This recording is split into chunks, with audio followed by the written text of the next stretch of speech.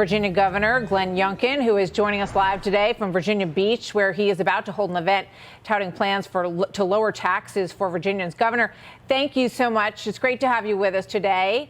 Thanks for joining us. Thank you, Martha. I want to start by asking you about. It's great to have you, sir. President Biden is in your state today, and he's talking about expanding spending programs, the BBB, and sort of reviving that. Why do you think that is what's on his agenda today in your home state? Well, first of all, everybody wants to come to Virginia now, Martha. We're getting taxes down. We're improving education. We're getting our economy moving. We're investing in law enforcement to get crime down. And we're standing up for our constitutional rights. So I invite President Biden and everybody else who wants to come to Virginia because it's an exciting place to be right now. I also am very excited about the fact that Delaware, his home state, actually just decided that they were going to allow parents to make decisions whether their kids are going to be masked or not.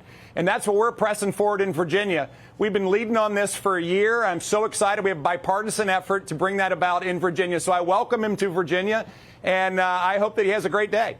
Yeah, but in terms of what he's pressing, he wants to expand spending at the federal level.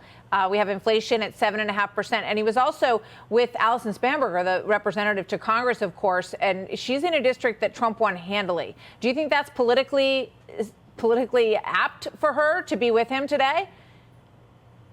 Well, first of all, we do have runaway inflation, and it's just completely driven by a lack of discipline in our federal spending. And to see inflation at raised 7% last year, and there's expectations that it'll be at least another 6% this year, it's just running away from us. And we're seeing it at the ground level across Virginia. Grocery prices going up, housing prices going up, service prices going up. Virginians are really frustrated with this. And so I don't think this is going to play well for the president in Virginia. As we're working to get costs down, we're working to cut taxes, eliminate our grocery tax, double our standard deduction, have a very large tax rebate, exclude $40,000 of our veterans' retirement benefits from being taxed, and, oh, by the way, suspend the most recent nickel increase in our gas tax. Yeah. We have got to get prices down. The one thing I can do is get taxes down. And I really wish Washington would do a much better job of understanding the dynamics of supply and demand. Well, that's not, taking taxes down isn't something that we hear a lot of today at all. And as a governor, you can certainly push for that in your home state. And we'll see how you do with that. You talk about going to the store. You went to the store the other day and you got heckled. Here's just a little snippet of that. I want to get your reaction to what happened. Well, we're all making choices.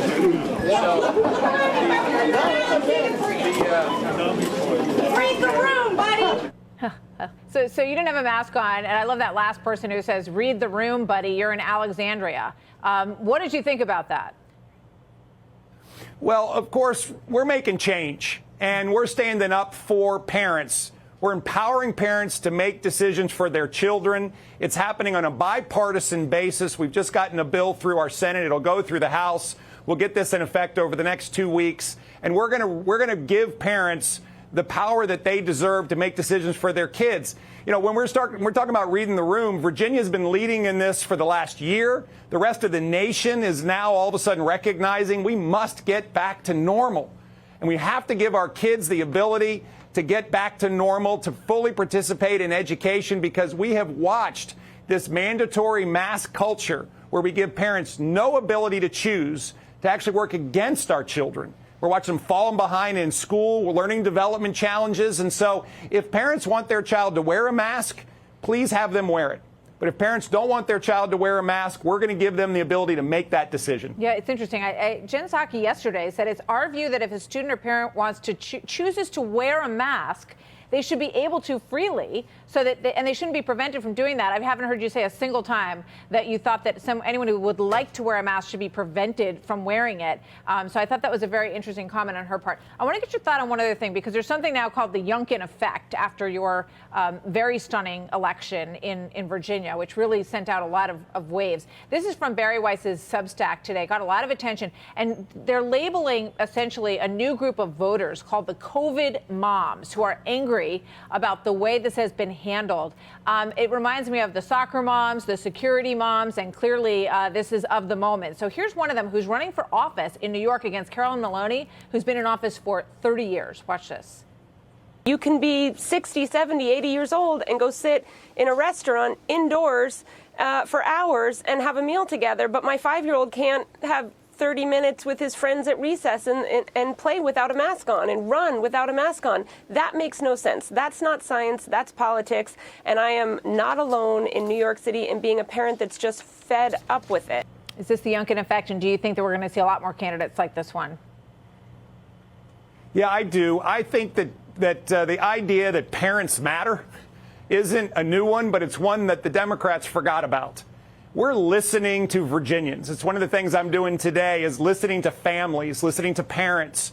And I encourage Democrats to listen to the folks that elect us, because what we're hearing over and over again is that they need politicians who are going to go to work for them. And what we're seeing over and over again right now is that the school boards aren't working for parents and kids. School boards are working for the education unions. And here we have school boards that are actually making it hard for kids to come to school. They won't let them come to school. This is exactly what parents across America and parents across Virginia are standing up and saying, no more, we're going to elect different folks. Governor, thank you so much. Governor Glenn Youngkin, good to see you today. Thanks for coming by the story. We'll see you soon, sir. Always great to be with you, Martha. Thank you. You bet. Hey, Sean Hannity here. Hey, click here to subscribe to Fox News YouTube page and catch our hottest interviews and most compelling analysis. You will not get it anywhere else.